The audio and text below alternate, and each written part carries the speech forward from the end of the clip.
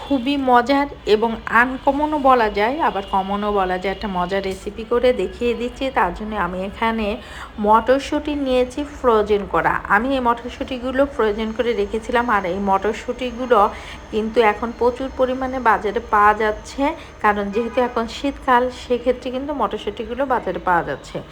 তো মটরশুঁটিটা রান্না করার জন্য আমি এখানে ডিম নিয়েছি, আপনারা চাইলে আরও ডিম নিতে পারেন। কড়াইতে আমি তেল দিয়ে দিলাম, তেলটা গরম হয়ে গেছে, তার ভিতরে পেঁয়াজ কুচি দিয়েছি। পেঁয়াজ কুচিটা একটু ভাজা ভাজা করে আমি এখন মটরশুঁটিগুলো দিয়ে দিলাম। আর মটরশুঁটিগুলো আমি যখন ফ্রোজেন করেছিলাম তখন হালকা একটা ভাপ দিয়ে নিয়েছিলাম, তাহলে ফ্রোজেন করতে সুবিধা হয়।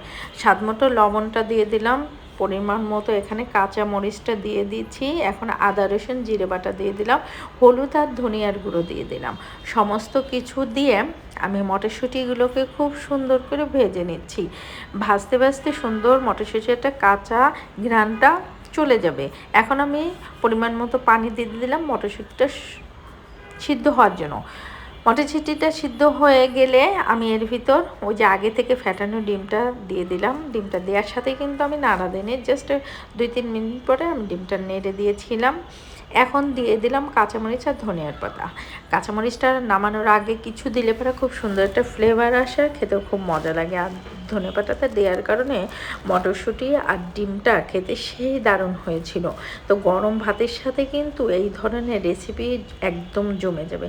আপনারা যদি কখনো না খেয়ে থাকেন এই রেসিপিটা, তাহলে অবশ্যই একবার ট্রাই করেন। খেতে ছিল সেই দুর্দান্ত, শুধু ভাত নয়, রুটি পরোটার সঙ্গে খুব জমে যাবে। তাই পর্যন্ত সবাই ভালো থাকবেন। আল্লাহ হাফেজ।